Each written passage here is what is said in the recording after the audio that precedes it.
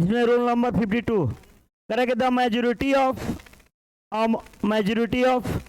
Minority of के बाद आने वाला नाउन या प्रोनाउन जो होता है हमेशा प्लूरल होता है। हमेशा क्या होता है? प्लूरल होता है और उसके साथ प्लूरल वर्ब का प्रयोग किया जाता है। मेजोरिटी समझ रहे? मेजोरिटी किसको कहा जाता है? बहुसंख्यक, अधिक संख्या में। जिसने हमारे इंडिया में हिंदुओं को मेजोरिटी माना जाता है और मुस्लिम को क्या? माइनॉरिटी माना जाता है। जबकि माइनॉरिटी में मुस्लिम नहीं होना चाहिए था, सिख होना चाहिए था, यहाँ के लिए ईसाई होना चाहिए था। ये सब जो है वो कम संख्या में है, लेकिन यहाँ का कानून जो बना दिया गया लोग उल्टा सीधा बना देते हैं। माइनॉरिटी का मतलब क्या? कम, अल्पसंख्यक। अल्पसंख्यक थोड़े हैं लोग अब।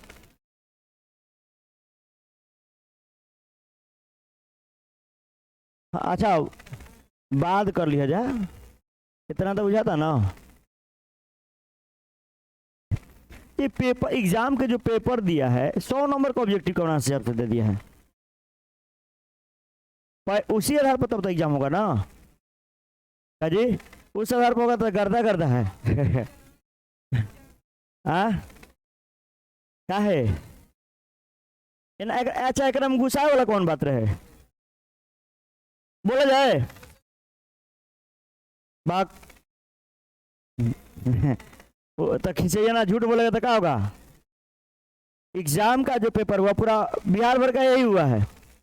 देखिए, हाँ फिर तो बोल दे रहे हैं, लिख लीजिए। The majority of, a majority of, minority of के बाद आने वाला नाउन हमेशा प्लूरल होता है और उसके साथ प्लूरल वर्ब का प्रयोग किया जाता है। क्लियर है? और उसके साथ प्लूरल वर्ब का प्रयोग किया जाता है। देखिए, करेंगे the majority of tourist was our tired, यानी बहुत सारे यात्री जो क्या चुके हैं? टायर्ड हो चुके हैं, थक चुके हैं, मैंने थक गए। क्या हो गए थे? थक गए। अब बताओ यहाँ पर ये तो प्लूरल सही है। अब यहाँ पर बताइए वाज होगा कि वर होगा? वर्ब हमेशा क्या आएगा और नाउन भी हमेशा क्या आएगा? प्लूरल होगा। अब बताओ द मेजोरिटी ऑफ एप्पल्स, या एप्पल होगा कि एप्पल्स होगा? एप्पल्स प्लूरल होगा जी। आर रोटेन, सड़ गया है, यानी ये गलत है, ये सही है।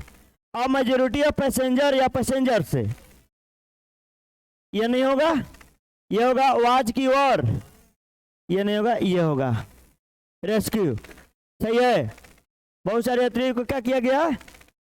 रेस्क्यू किया गया, निकाला गया, बचाया गया। A minority of the members या मेंबर्स वर वाज अपोज्ड। अब बताओ कि अल्पसंख्यक बहुत कम ही लोग जो है विरोध किए। कौन किए जी? अपोज किए, बहुत कम लोग विरोध किए। तो अब बताइए बहुत कम सदस्य विरोध किए, तो यहाँ पर पहले चीज है कि मेंबर होगा कि मेंबर्स?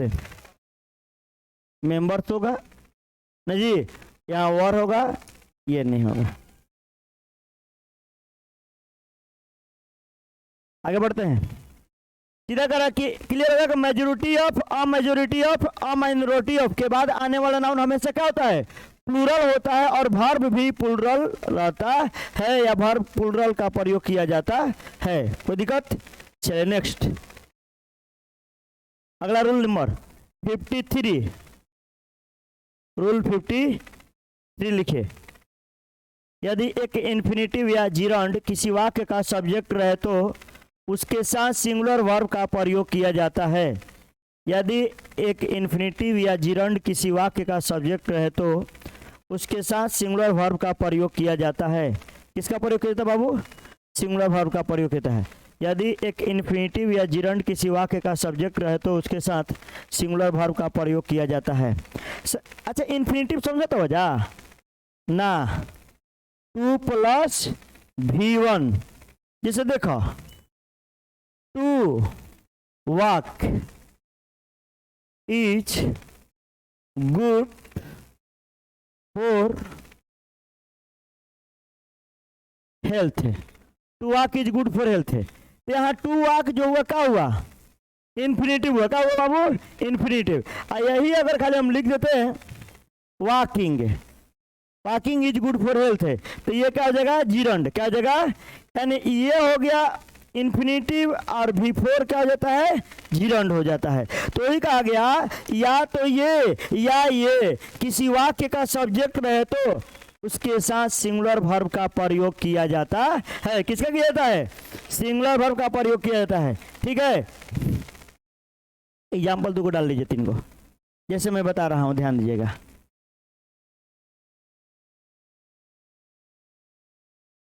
करेगा to teach is an art, पढ़ाना एक कला। इसमें इन्फिनेटिव कौन है बाबू, टू टीच इन्फिनेटिव है। और टीचिंग इज एन आर्ट, पढ़ाना एक कला, इसमें जीरंड है। क्लियर है, टीचिंग क्या हो गया, जीरंड हो गया। और टू टीच क्या हो गया। अच्छा, इसमें जीरंड बताइए नीचे वाला सेंटेंस में। Walking is a good for a good exercise, टहलना एक अच्छा व्यायाम है। तो इन्फिनिटी बताइए उसमें, टू वॉक। अरे 2 + V1 आ जाएगा तो इन्फिनेटिव है, और खाली V4 रहे सब्जेक्ट हो जाए क्या हो जाएगा, जीरंड। कोई दिक्कत है। इसके साथ वर्ब क्या आएगा, हमेशा इसके साथ सिंगुलर वर्ब का प्रयोग किया जाता है। लेकिन जब अगर 2 जीरंड या 2 इन्फिनेटिव को एंड से जोड़ दिया जाए, किससे जोड़ दिया जाए, एंड से जोड़ दिया जाए, तो उसके साथ प्लूरल वर्ब आएगा। क्या आएगा, प्लूरल वर्ब आता है। इसको आप लिख लीजिए, तो एग्जाम्पल डालिए, उसके बाद आगे बढ़ते हैं। चलिए नेक्स्ट, अगला रूल को बढ़ते हैं। यानी इन्फिनेटिव और जीरंड की सिवा का सब्जेक्ट है तो इसके साथ क्या लगेगा, सिंगुलर वर्ब है। क्या आएगा, सिंगुलर। चलिए अगला लिखिए, रोल नंबर 54। यदि 2 जीरंड या इन्फिनेटिव एंड से जुड़े रहे तो उसके साथ प्लूरल वर्ब का प्रयोग किया जाता है। यदि 2 जीरंड या इन्फिनेटिव एंड से जुड़े रहे तो उसके साथ प्लूरल वर्ब का प्रयोग किया जाता है।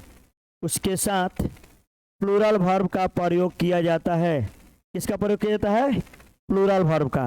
यदि 2 जीरंड्स या इन्फिनेटिव्स एंड से जुड़े रहे तो उसके साथ किसका प्रयोग होता है, उसके साथ प्लूरल वर्ब का प्रयोग किया जाता है। इसका प्रयोग करते हैं प्लूरल। कब, जब 2 को जुड़े रही तब। कब हो, जब 2 को जुड़े रही तब। कोई दिक्कत नहीं ना है, 2 जुड़ा रहेगा तब।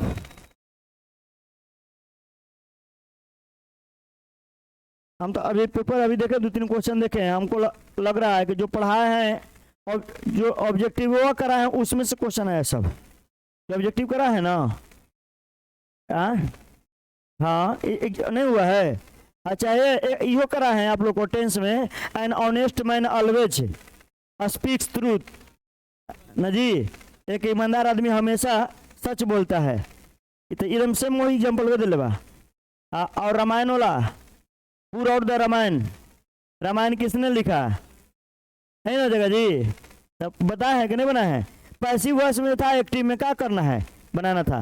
देखो, walking and swimming, walking and swimming, 2 को जीरंड हुआ, बिफोर तो जीरंड है ना जी, 2 को जीरंड हुआ। तो अब इसके साथ एंड से जुड़ा था, बताइए इसके साथ इज लगेगा कि आर, आर लगेगा। क्या लगेगा, आर। अच्छा देखो, to sing and to dance, 2 different arts, दोनों अलग अलग कलाएं हैं। कौन, गाना और नाचना। यहाँ इज होगा कि आर, आर होगा। क्या होगा, आर। कोई दिक्कत है। To walk and to swim, is की are, good health, good for health, are होगा। तो एग्जाम्पल डाल लीजिए। Reading and writing are 2 different skills है। अगला रूल लिखे 55। यदि, हाँ पता कितना रूल है। यदि एक क्लॉज किसी वाक्य का सब्जेक्ट हो, यदि एक क्लॉज किसी वाक्य का सब्जेक्ट हो तो उसके साथ सिंगुलर वर्ब का प्रयोग किया जाता है। यदि एक क्लॉज किसी वाक्य का सब्जेक्ट हो तो उसके साथ सिंगुलर वर्ब का प्रयोग किया जाता है। क्लॉज समझे तो हो जा, उपवाक्य। क्या कहा जाता है, उपवाक्य। ठीक है,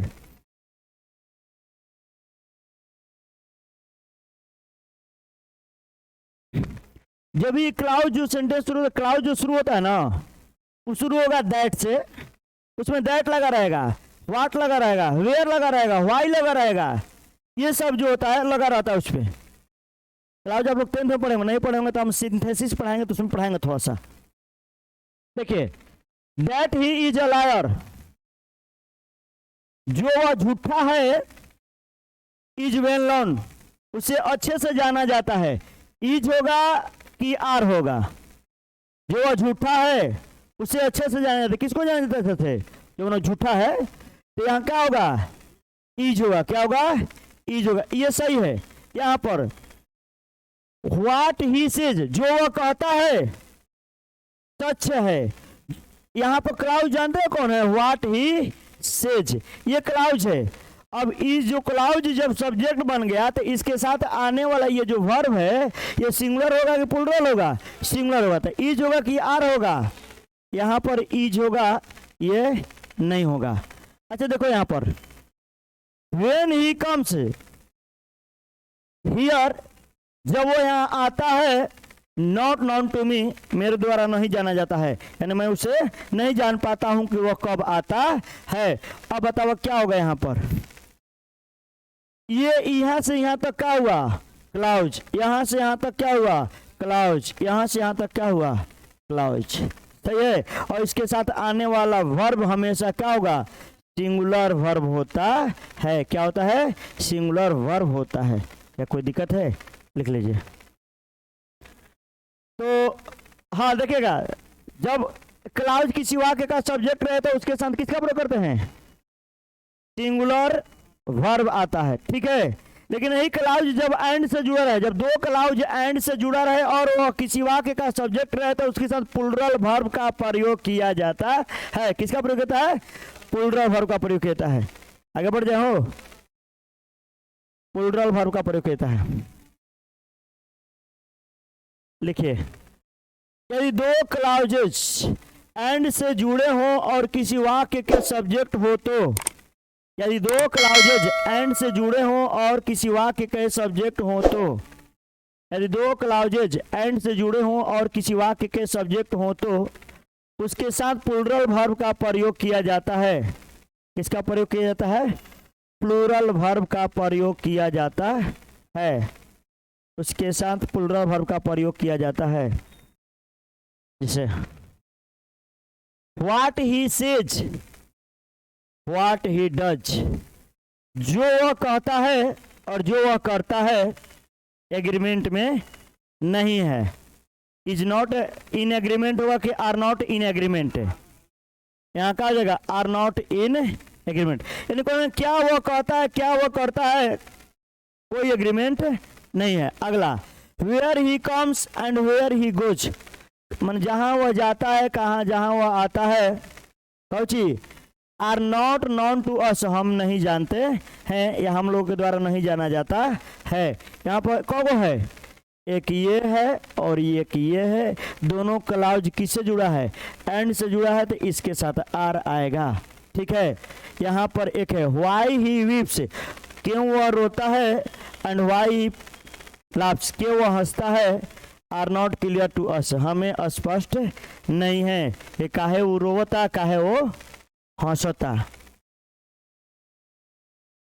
इस रूल को भी कर लीजिएगा, एग्जाम में पूछता है इस सवाल। ये कंजक्शन में पूछता है, इसमें भी पूछता है। लिखेंगे यदि दो सब्जेक्ट्स एज वेल एज से जुड़े रहें, यदि दो सब्जेक्ट एज वेल एज से जुड़े रहें, यदि दो सब्जेक्ट एज वेल एज से जुड़े रहें और जो सब्जेक्ट